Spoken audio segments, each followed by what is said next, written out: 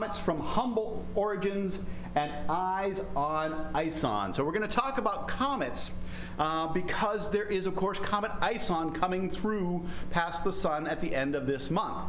And there is the great question, is it going to be the comet of the century?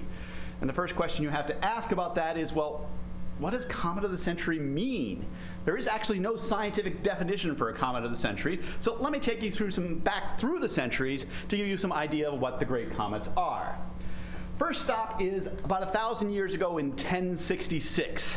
Now, what happened in 1066?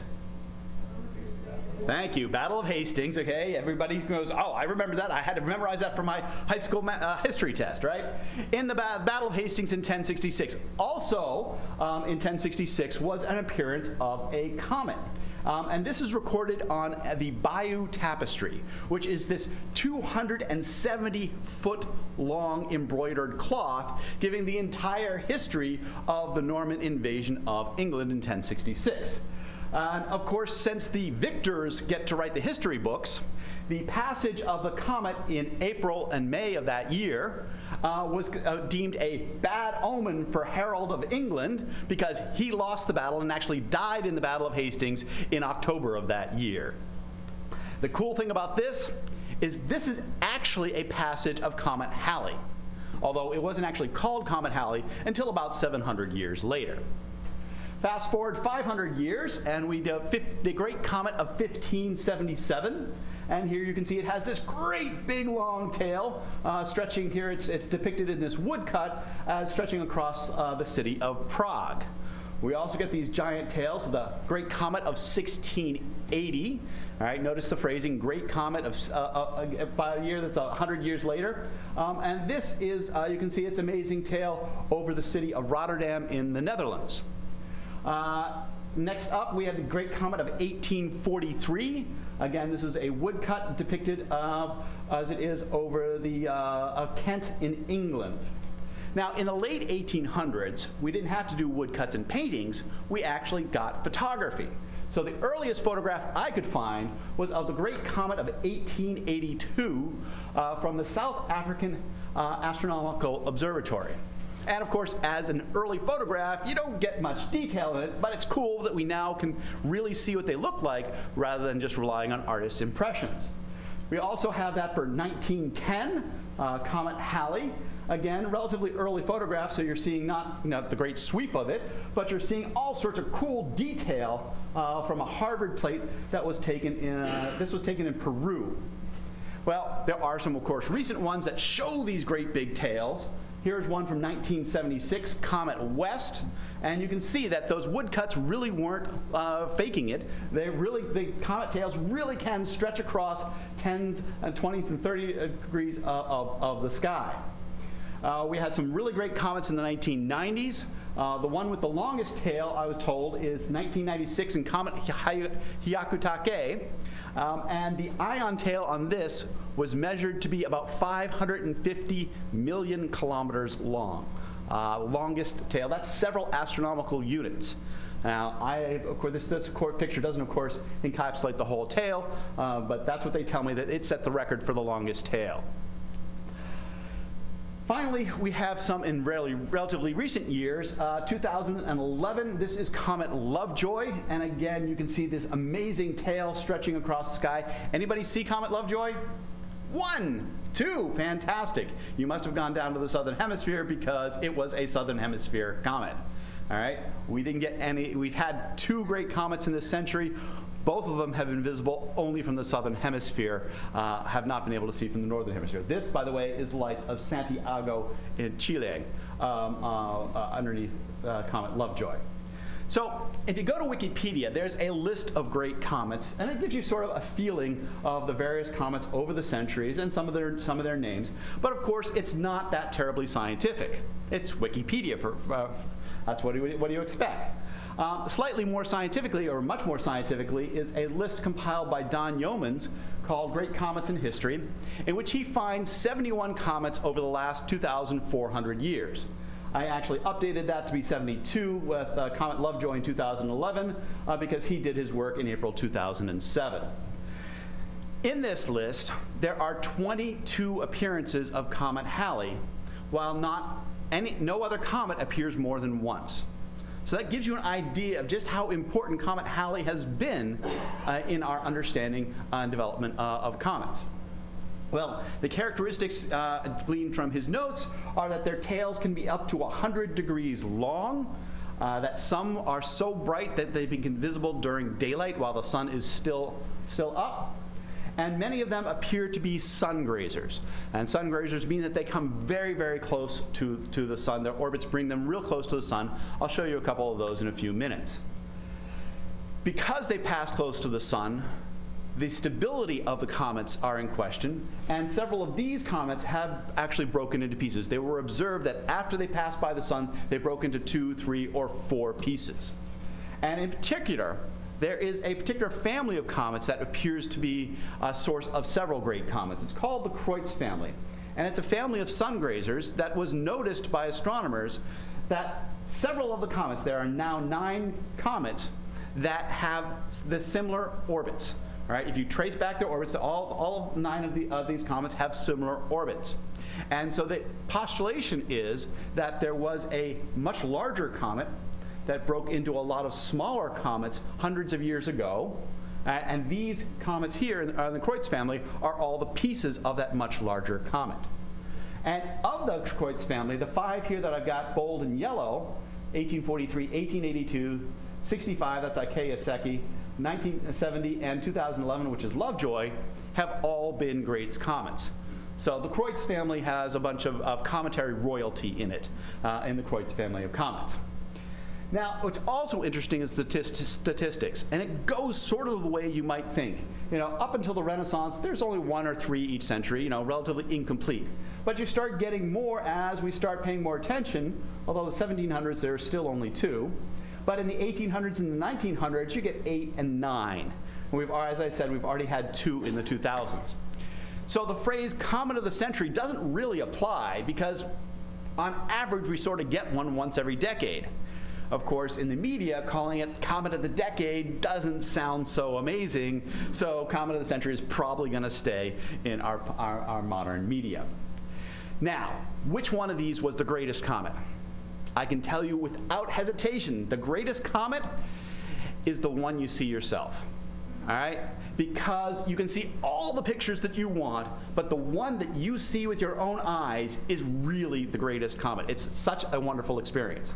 And for me, that was Comet Hale-Bopp in 1997. All right, I was at the Columbia University at that time. I was living in Columbia University housing at 113th Street in Manhattan. And I come out of the apartment building, and I look down the street. Now, I'm 7 blocks from the Hudson River. Okay, I'm far away from the Hudson River, and there's all these city lights. And what do I see hanging there between the buildings over the Hudson?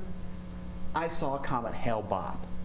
And that was a really powerful experience to me. Now, of course, being a geek, I immediately just walked straight down to the river and saw, you know, over the lights of New Jersey. But being able to see Comet Hale-Bopp with the lights of the city was a very powerful experience to me, and it was certainly my favorite, the brightest and most impression I've had of a comet in my lifetime. Hopefully, Comet ISON will surpass it, or some other comet, because I'd hate it if you know, the best comet I ever saw is already in my past. So let's get to these comets and talk about what they're really made of, okay? Because we're not really seeing the comet itself when we see these bright comets. The heart of a comet, instead of looking like this big streak across the sky, really looks more like this. This is the nucleus of Comet Wild 2. And in order to see it, you can't see it with just up in the sky. You actually have to go there. All right? This is the only times we've been able to see the nucleuses of comet is when we have a space mission that travels to them. Here's another one. This is Comet Hartley 2, the nucleus of Comet Hartley 2. It looks a bit like a bowling pin. And then we've also got another bowling pin, Comet Borrelly. I actually can call, these are actually very well known simply because there are only 5 comet nuclei that we've seen up close. That's it. 5 of them, and they're all here to scale. We've got Borley, Wild 2, and Hartley 2. We've also got Halley and Tempel 1, which I will talk about both in just a few minutes. The point of this slide here is, however, to give you a scale of these objects. They are only a few miles across. The largest of comet nuclei are probably tens of miles across, not very large. So a comet in itself is really a relatively small object. And when you look at the shapes of these, well, they look rather similar to another class of objects. On the left is Comet Borley, and on the right is Gaspra, an asteroid. So in shape, at least, comets look a lot like asteroids, which of course begs the question, well, what's the difference between a comet nucleus and an asteroid? Well, the simple thing is that the comet nuclei formed in the outer solar system, so they're mostly ices with a little bit of rock and dust mixed in, actually a lot of dust probably, whereas the asteroids formed in the inner solar system, and they're much more rock, and they may have a little bit of ice. So for elementary school kids, we simply say, okay, comets are ice with some rock, asteroids are rock with some ice. But they are both the flotsam and jetsam, the things left over from the formation of the solar system.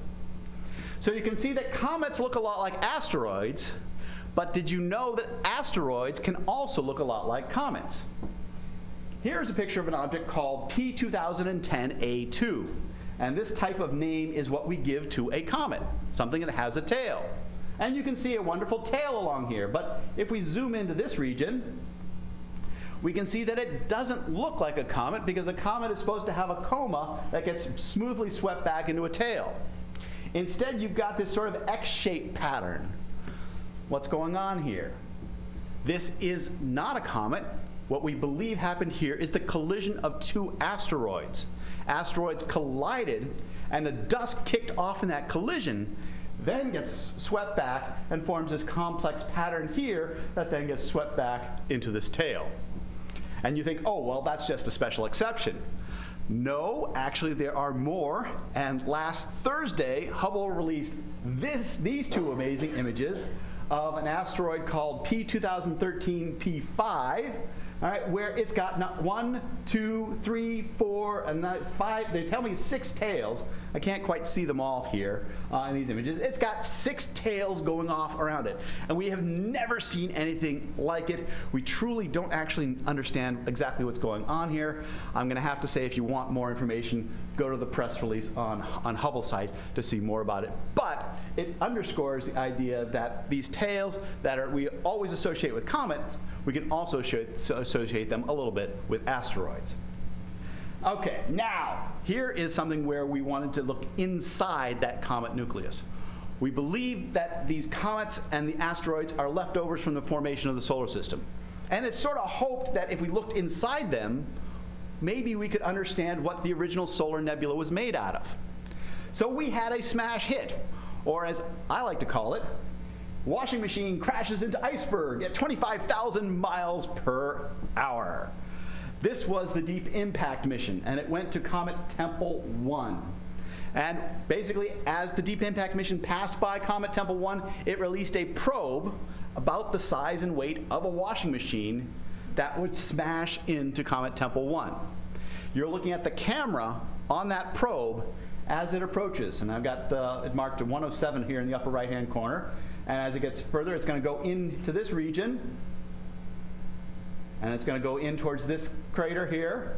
Let's go in towards the lip of this crater and get closer and closer and closer until it becomes all blurred out and the probe smashes into the comet. Of course, the Deep Impact mission was passing by, monitored it, of course, and this is before impact. And then you can see the impact, and we've got 16 of these, so I'm going to go through them relatively quickly. And slowly, the impact exposed material that was inside that comet. The stuff blew away. All right, now I'm going to rewind, go back to the beginning, and show you the most important slides. Okay? So here's the impact. Now watch these next 3 slides. Here, here, here. You see that poof of material? That poof of material, that initial poof of material, told us that the probe went really deep inside, that it wasn't very solid on the surface, that was a very porous undersurface. We know that comets have these relatively crusty surfaces, but we didn't know what was underneath it, and told it that it was very porous underneath, and so we get this initial plume of material, and then the secondary plume of material that spreads out. And so looking at that, we're able to tell that the material underneath the surface had a very fine consistency, and one scientist described it as being about the consistency of talcum powder, which of course meant that it spread out across space. So the Hubble Space Telescope was observing. This is the pre-impact observation, and after impact, it brightened, and then another 10 minutes, the material started to flow away, and further, and by about an hour and a half afterwards, there was this humongous spray of material. So the Deep Impact mission was able to send a probe, smash it into a comet nucleus, and expose some of the material from the inside, shows its consistency, but unfortunately, it also showed that the material was not pristine. Was not the pristine material from the origin of the solar system, was not the composition of the solar nebula. It had actually been processed relatively deep inside the comet, so that promise idea of looking at the material from the original solar nebula was not fulfilled, but at least understanding the structure, the interior structure of a comet was accomplished in Deep Impact. Next up, dust in the solar wind. So that other comet nucleus that we haven't looked at yet is Comet Halley, observed in 1986 by the Giotto mission. And here you can see the nucleus of Halley. It's about 8 miles across, but you also see jets of material. As the comet nucleus passes in close to the sun, generally within the asteroid belt or within the orbit of Mars, it gets warm enough for the ices in the nucleus to sublimate, go directly from ices to gases. And that generally happens by the emission of these jets of gases. And those jets of gases then become this cloud around the comet, which we call the coma. And this is a great picture of Comet Neat, and you can see this beautiful coma, all of these gases surrounding the comet. Now, I told you that the comet nucleus was only a few miles across, maybe 10 miles across. The coma can be 1,000 to 10,000 miles across. Okay, 1,000 to 10,000 times larger than the nucleus. So you know that when you're seeing this, you are not seeing the comet itself. You're just seeing the cloud of gases, ices and dust gases around the comet. You're not seeing the comet itself. Then that cloud then gets swept back into a tail. And to understand how that happens, all right, we got the phone done? Cool, no problem. All right, to understand how it gets swept back into the tail, we got to look at the sun. This is the photosphere of the sun, and it looks relatively quiet, except for it's got a few pimples on it. All right, of course, each of those pimples is the size of our entire planet, which is, the sun has pimples the size of our planet. But it's the visible photosphere looks relatively quiet. Of course, we know the surface of the sun is nowhere near that quiet, and we know because sometimes the moon passes in front of the sun. And when the moon passes totally in front of the sun, during a total eclipse, you're able to see the outer atmosphere of the sun, what we call the solar corona. So during a total solar eclipse, you can see that solar corona, but what I can't show you in an individual image is that solar corona is extremely active. Fortunately, we have satellites up there watching it, and this movie is one of my favorite movies, and it shows you the atmosphere, the activity in the solar corona over the course of 1 month. This is 1 month in the life of the sun, and it's not chosen to be a particularly active month or a particularly dead month. It's just 1 month in the life of the sun. And you can see all of those striations are actually outflows of material going away from the sun. This is the sun's atmosphere expanding into interplanetary space. This is the genesis of the solar wind, the wind that blows out from the sun and across interplanetary space. Well, that solar wind, as it crosses interplanetary space, will then take the cloud of gases around a comet and then sweep them back into these extremely long tails. Matter of fact, it doesn't do just one tail. This is a comet STScI in 65. This is with one of those Kreutz family comets. But it actually creates two tails, as shown in this picture of Hale-Bopp. The straight and blue tail is the ion tail. As these gases are emitted from the comet, they can be ionized by the ultraviolet radiation of the sun, and then the magnetic field of the solar wind pushes them back quickly and straight, and you get a long, straight ion tail.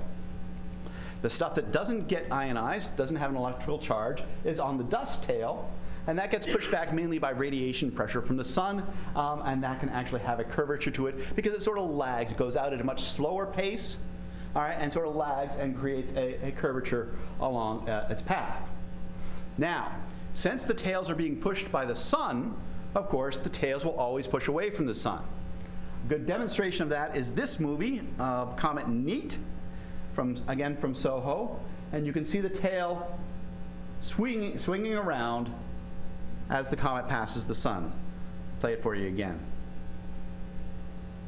The tail swings around as the comet passes the sun. The tail does not follow along the orbital path as so many might naturally assume.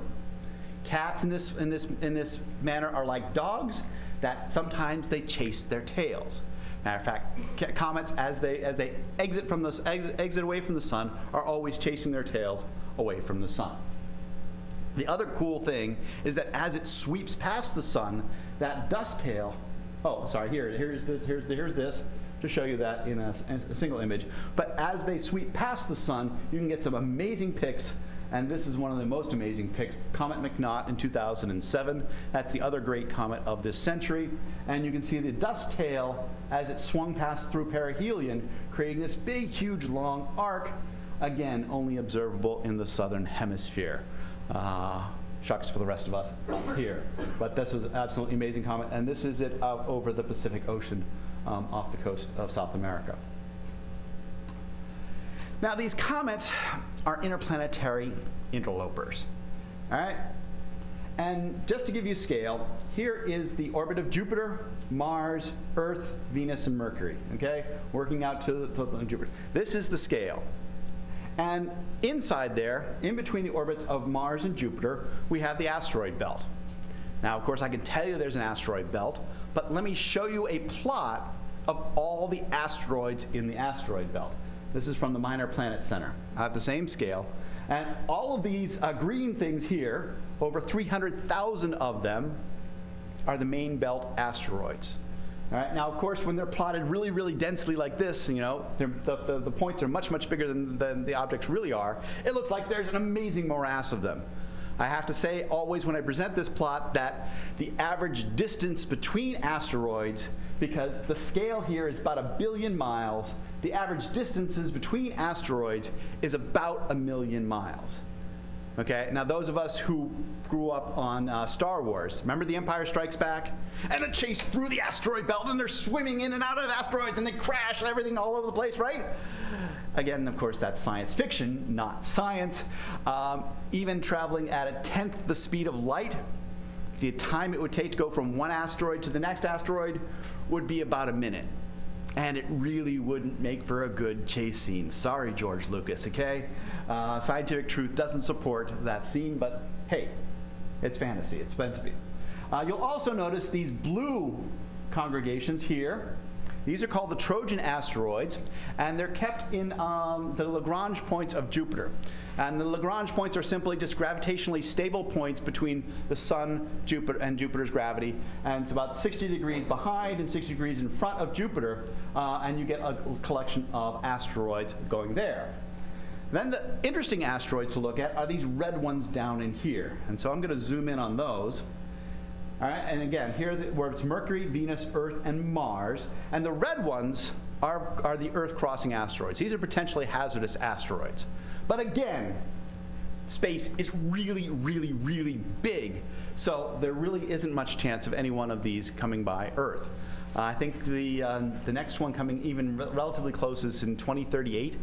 I haven't kept up with it because it's not imminent whatsoever. And of course, the orbits of these do change slowly over time. So by the time 2038 comes along, it may not actually be hazardous to us. It's not even hazardous. It's not even coming as close as the moon is. All right, that's the current state of the knowledge. But I use this to sort of show you, all right, these are the Earth-crossing asteroids. Here in the same plot is the Earth-crossing comets. Here are all the comets on the interior of the solar system. And you can see they're much, much far fewer. We're not just plotting the points for the comets, we're actually plotting their entire orbit.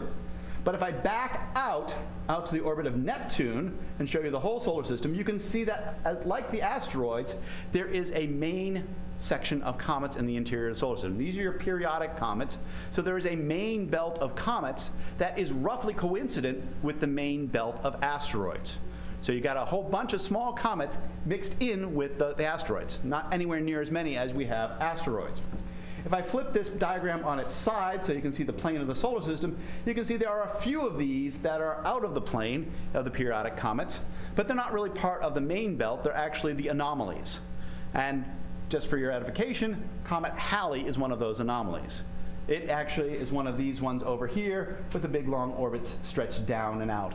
All right? Whereas most of the main belt comets are in the center, nice, relatively flat orbits. So, as we look at Comet Lemon from, I think it was March of this year, I have to ask you, why are there any short period comets? Why are there any short period comets? Think about this. If a comet loses like 1/1,000,000th of its original mass every time it passes by the sun, and it orbits the sun in less than 200 years, then in 200 million years, that comet will be gone. Right? If it's losing material as it passes by the sun, it's going to disappear on a time scale of millions to hundreds of millions of years. So, the solar system is 4.7 billion years old. How can there be any short period comets? They should all be gone. The answer is, of course, that there has to be some resupply. Somebody's got to be restocking the shelves at Amazon.com so we can get new comets, right? Well, where do they come from? They come from a region of the solar system called the Kuiper Belt. Now, this diagram starts with Jupiter, Saturn, Uranus, and Neptune. And all of these red, white, and purple dots out here, every single one of them, except one, has been discovered since 1992.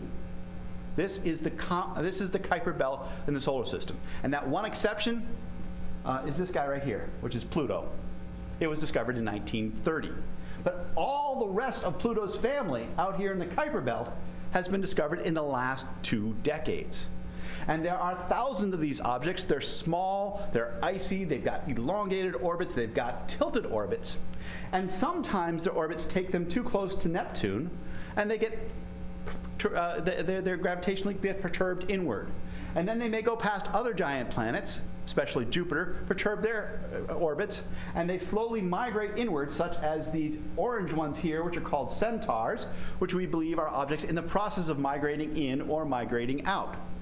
So these orbits migrate, and they can come in and resupply the short period comets. So the Kuiper Belt is our source of short period comets. Now, if I say the phrase short period comets, there also has to be long period comets. And to get those, we have to go to the ends of the solar system. So, this is a plot of the long period comets, and we'll take a look at the scales down here. Again, this is Jupiter, Saturn, Uranus, and Neptune's orbits. All right, the scale here is 50 astronomical units, where 1 astronomical unit is the distance between Earth and the Sun. Neptune, for scale, is 30 astronomical units. It's roughly a perfect circle, about 30 astronomical units in radius. So, where do these things end? Not a single one of these things ends inside this box. You actually have up to a box out to 10,000 astronomical units to find the orbits of the long period comets. So they've got some really, really, really long orbits. Now, this is just one visual. Let me show you some evidence for for the cloud of comets that we suspect exist. So, here we have the comet number of comets, and up here is their orbital period. And the dividing line is set at 200 years. That's sort of arbitrary. But you'll notice there is a peak of comets down here around 7 years. These are the short period comets. And those are the ones that are in the main belt of comets. But we also have a peak up here, a much, much, much larger peak with the orbital periods stretching towards infinity, which means they're thousands to tens of thousands to hundreds of thousands of years for their orbital period. So most of the comets we have ever seen are long period comets. All right? And the eccentricity, the shape of their orbits, is really, really long. All right? 0 on this plot would be a perfect circle. 1 on this plot would be a straight line. Where do we find most of the orbits? Even amongst the short period comets, most of them are highly elliptical, highly eccentric, really elongated orbits amongst these comets, which you might expect from something that has been tidally perturbed. Gravity has moved their orbits around. If we take the orbital inclination, now this is the tilt of the orbit. So the orbit flat would be 0 in the plane, and then tilted up to 90, and then all the way around to 180. Okay, so we've got the orbital tilt. So we have a peak down here at low inclinations, which is the short period comets that are in that main belt.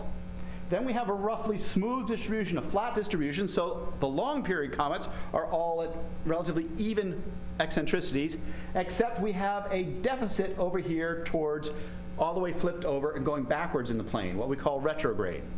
So the short period comets generally have prograde orbits, not so many retrograde orbits. But the long period comets come from every different inclination on the sky. They also come from every direction on the sky. So we got this one orbit, one angle, but we also have this angle, or orbiting around, okay?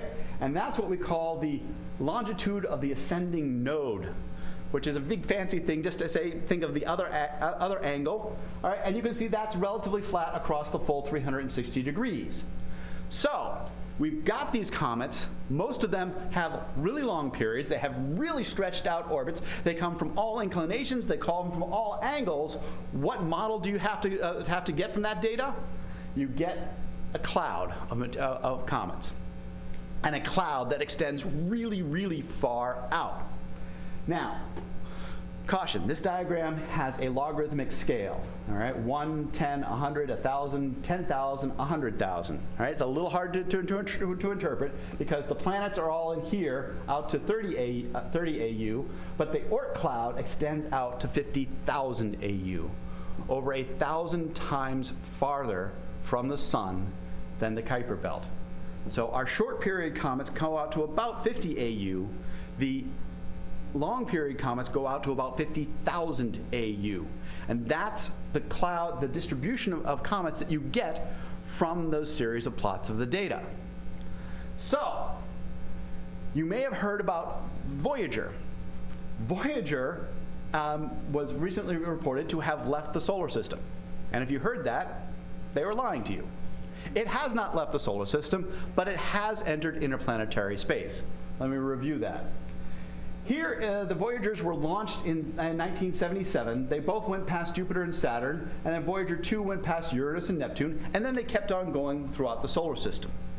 And they have continued to fly out of the solar system, and what was announced was actually that Voyager 1 has just passed outside the boundary of the solar wind.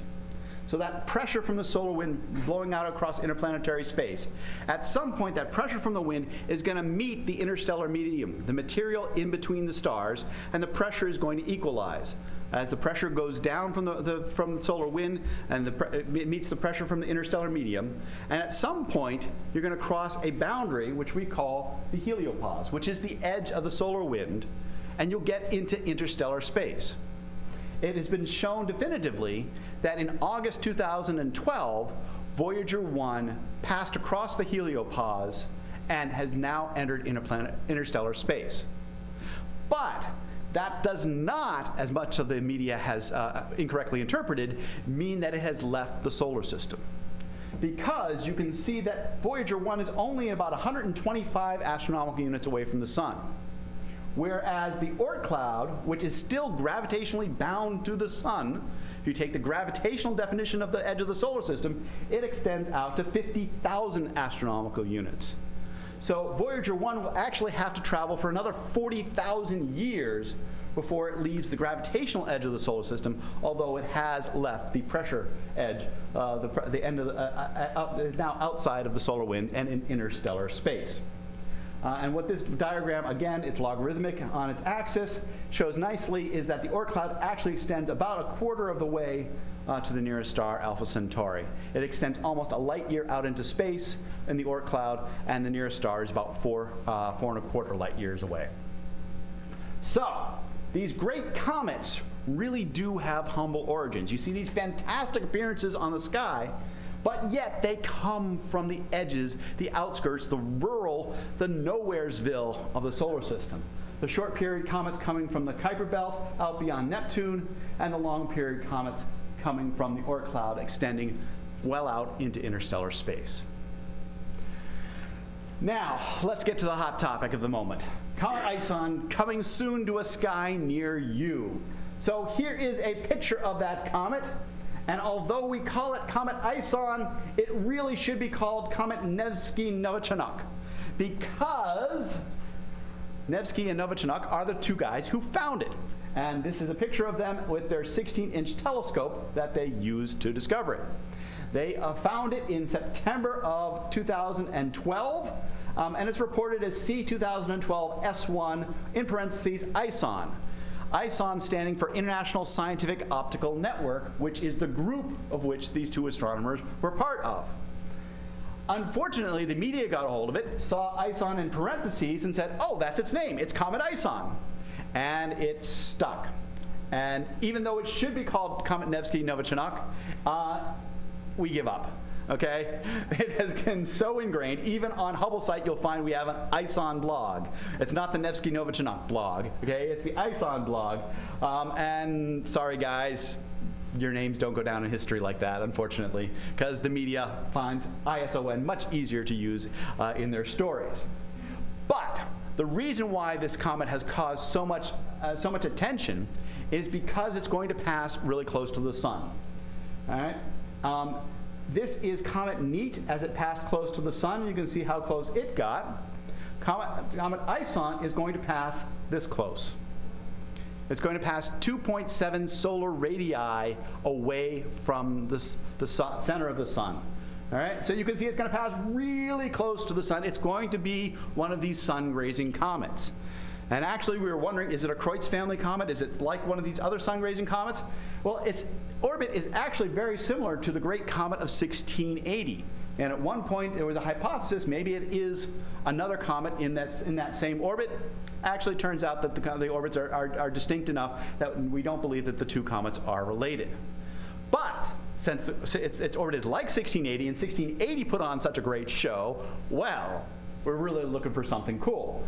So we've been following Comet ISON ever since its discovery. Here are Hubble's two images from the spring, April 10th, 2013, and May 8th of 2013. And Hubble, was able to get reasonable images of it, but of course Hubble can't monitor it. The international group of astronomers, especially amateur astronomers, have been tracking this like crazy, and we have amazing track records of it. So it was discovered here in September of 2012. And over these points over here on the left-hand side were actually pre-discovery observations. They went back in the records and found observations that had it. And you can see it's been greatly tracked throughout this. Now you can see this green line that I've drawn in here. That's the magical 6th magnitude, which is nominally how bright it needs to get for you to see it without a telescope. We call that naked eye brightness, around 6th magnitude. All right. And if we zoom in onto this central region here, you can see what happened. That Comet ISON was brightening according to one curve, and then it failed to follow that curve. And right here, there is a recalibration of the curve, and then it seems to be following this second red curve on up. And I have to say this is a fantastic plot from a gentleman named Seiichi Yoshida, and it's updated as of last Saturday. So this is fresh and current. And as we go into perihelion, which occurs on Thanksgiving of this month, November 28th, you can see that we are getting up to 8th magnitude, very tantalizingly close to that magical 6th magnitude limit. It looks like there will be a period where it will be naked eye bright. And that period appears to be from around, I don't know, the 20th of November on through to about the 20th of December. Okay? Unfortunately, in November, we get the full moon on, I think it's November 15th. November 17th. November 17th is the full moon, and the moon is going to start interfering with ISON observations starting around the 15th. So before ISON becomes naked eye bright in November, we're going to have to deal with the moon. All right, and that may cause problems. Doesn't mean you won't be able to see it, but it just means that the moon will be actually brightening the sky. Fortunately, we get new moon on December 2nd, and so throughout this period, there should be the moon will not be interfering with your observations. So there is a small window of about a month when Comet ISON should be naked eye bright, if it keeps on following this track, which it has followed very nicely for the past month or so. Unfortunately, the caveat to all this is that for comets, breaking up is not hard to do. Comets can go off in a variety of ways. Now, this is a cool thing. This is actually Comet Encke, okay? And I'm going to play this movie and watch it carefully because it's going to lose its tail. There's going to be a coronal mass ejection and a tail disconnection event. And there's the coronal mass ejection, and it just rips off the tail of Comet Encke. Did you see that? I'll play it again. But it's kind of cool to see the comet interacting with the solar wind. Again, here's the comet, there's the big coronal mass, and rips the tail off of Comet Encke as it's passing through. So comets can lose their tails, all right? And I have a tail reconnection event. It can actually happen in even more startling fashion, as happened for this comet, Comet Lovejoy, in 2011. I just threw this image in because it's just so cool to be able to get the telescope and the comet in the same pic. As it passed by the sun, it went really, really close. It went that close, 1.2 solar radii.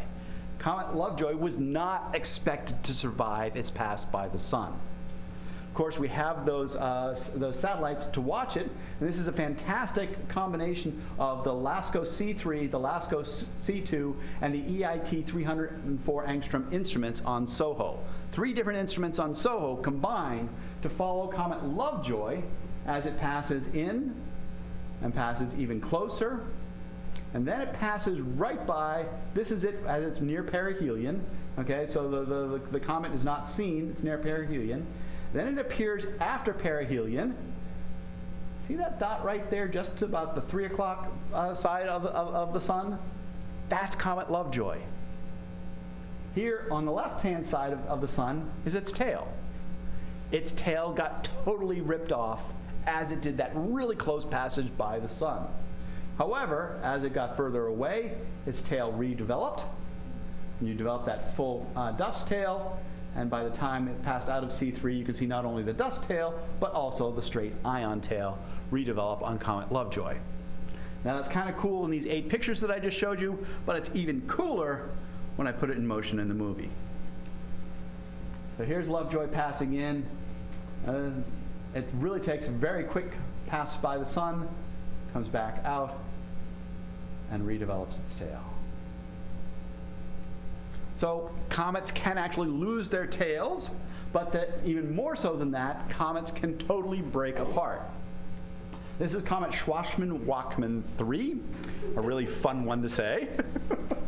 Never fails to get a little bit of a giggle. Schwarzmann-Wachmann 3. And this is an observation from the ground-based where you can see fragments B, G, and R, okay? This comet had already broken up, but Hubble was able to examine fragment B and see the extent of the breakup.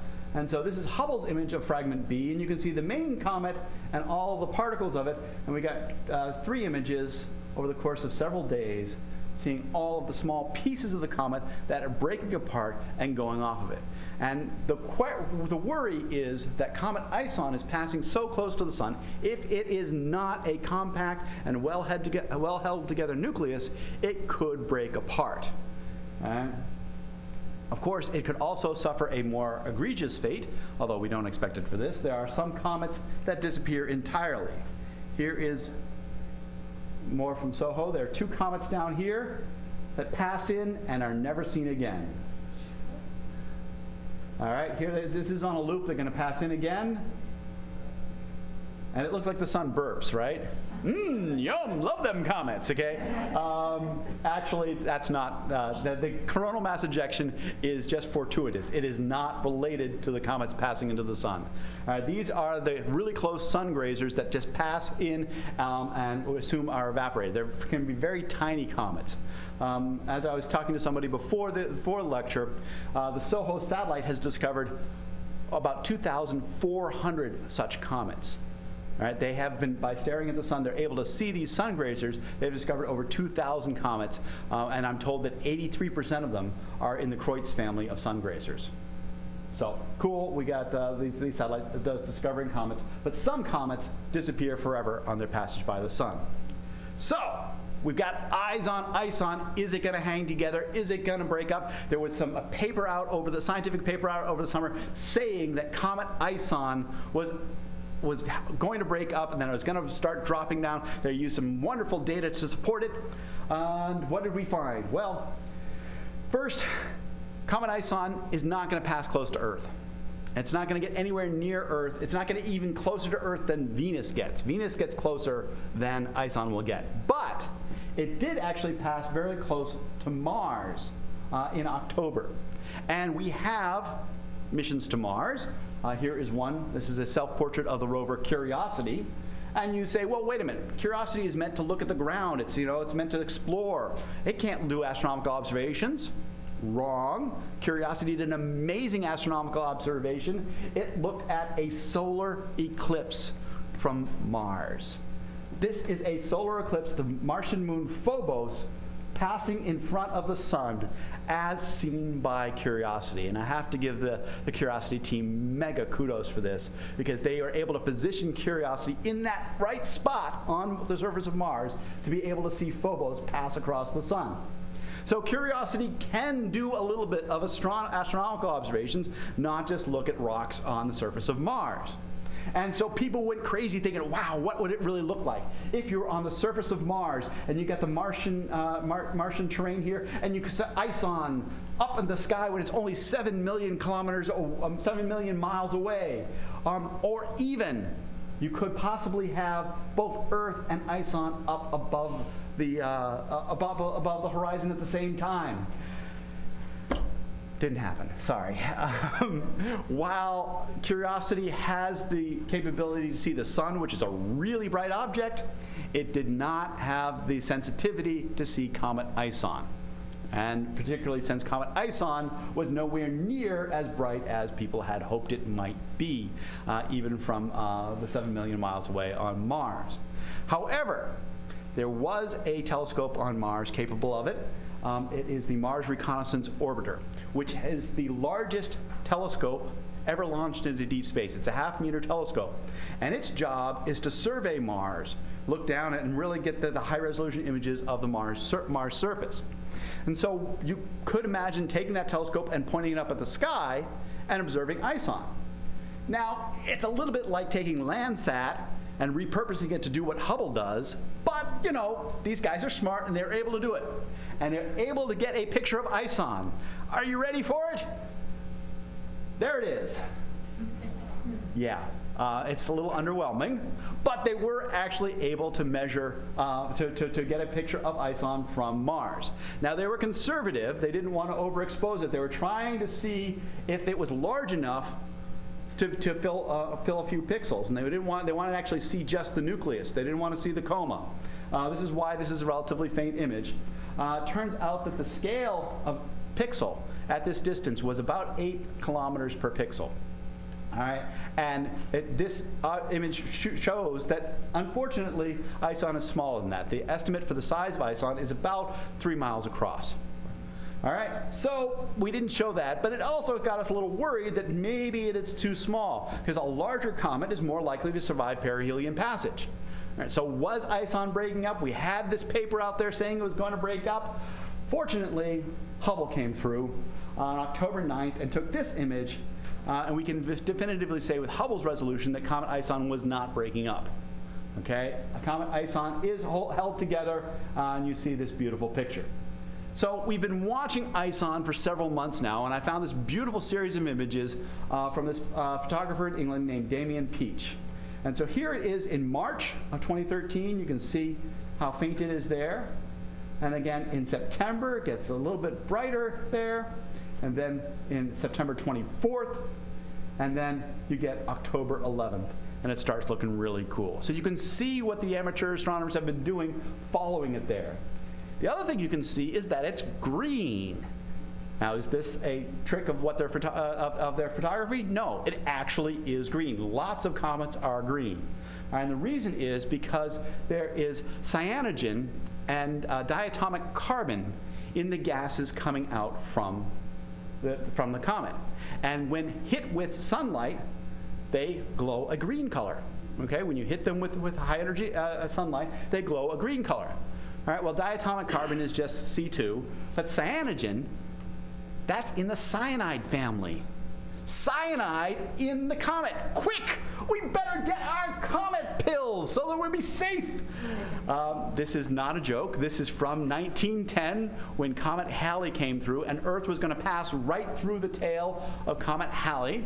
And there was, of course, there is hydrogen cyanide, there is cyanogen in the tail. And so hucksters went around selling anti-comet pills for only 25 cents each. And 25 cents in 1910 was a serious amount of money.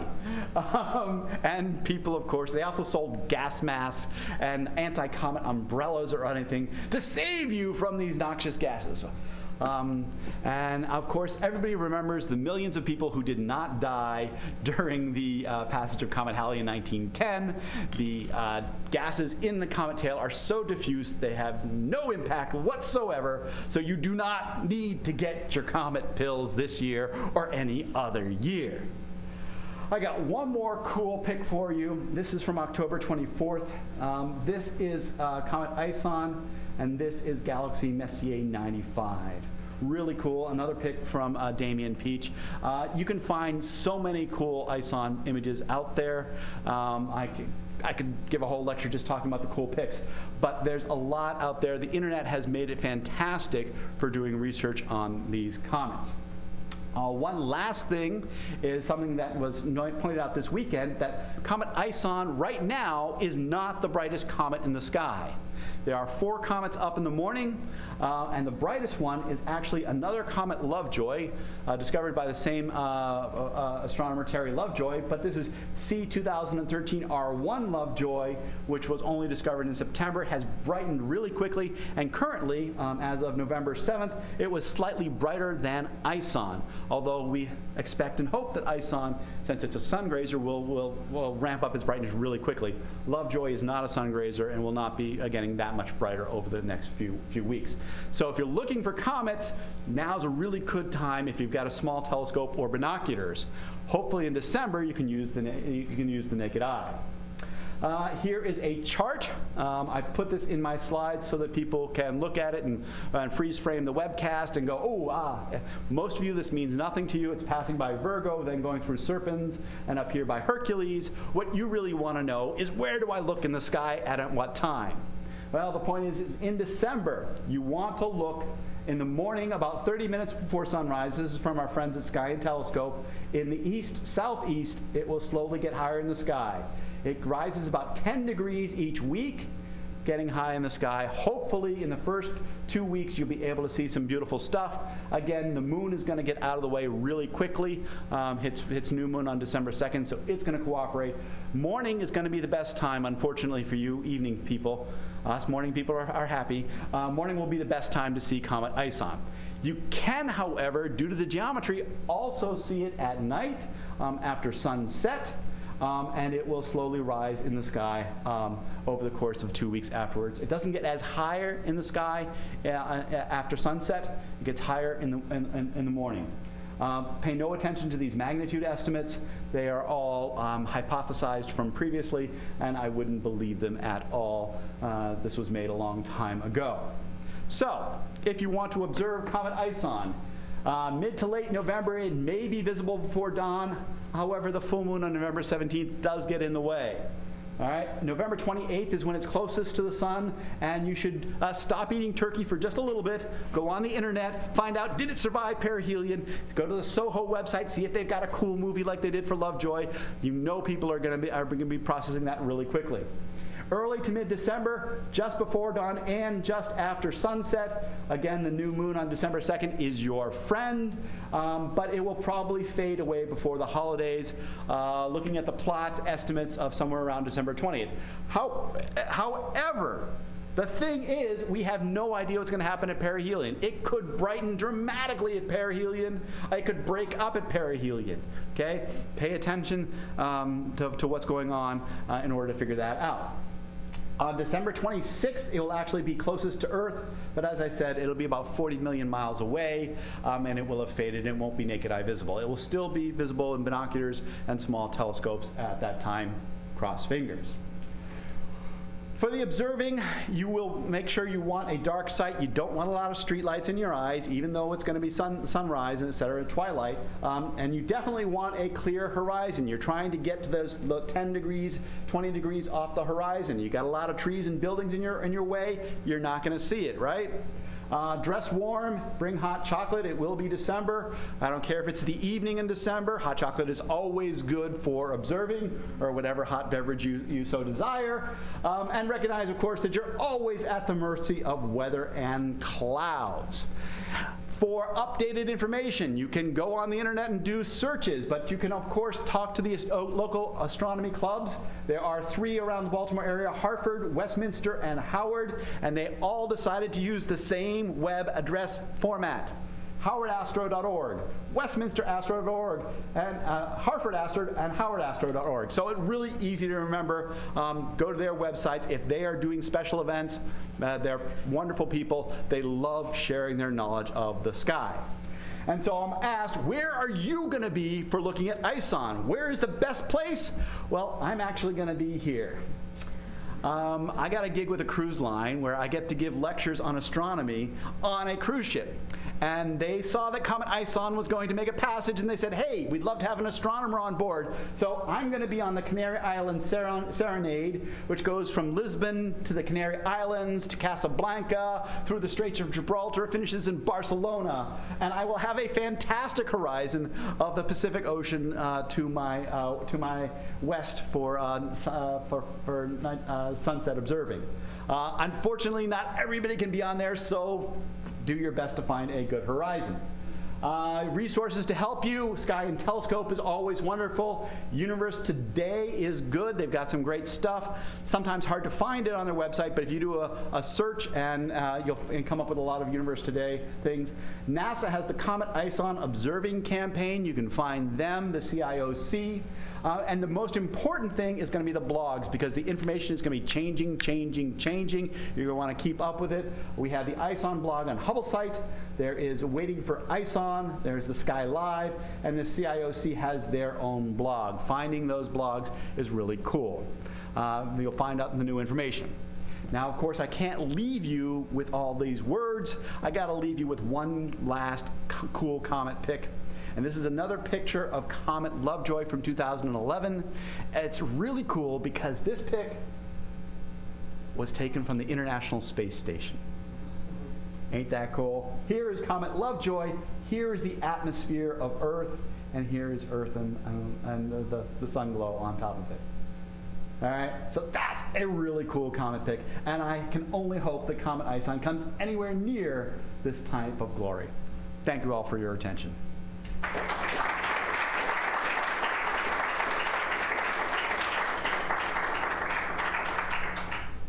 All right, so do we have any questions about all the various comets and occurrences coming up? Yes? So, we should thank Neptune for sending objects to become short-period comets, right? Exactly. All hail Neptune. Neptune is not the giver of the seas, but also the giver of comets, which might actually be the giver of the seas, because the water on Earth might come from bombardment by comets. So who should be thanked for sending long-term objects? Ah, there we go. Okay, fantastic. I didn't have time to go through that, but the long period comets are due to Jupiter. So you can't form as far out as the comets out here all the way out at the edges of the Oort cloud. Instead, we believe all of these comets form in the inner solar system from what we call the ice line outward, which is where ices can form in the solar nebula, right? Because up close to the hot sun, you can't form ices. But at some point, it gets cold enough, you can start to form ices. And you'll form all these cometary nuclei type objects from there on out. And then, you'll lose density and you won't be able to form many out here.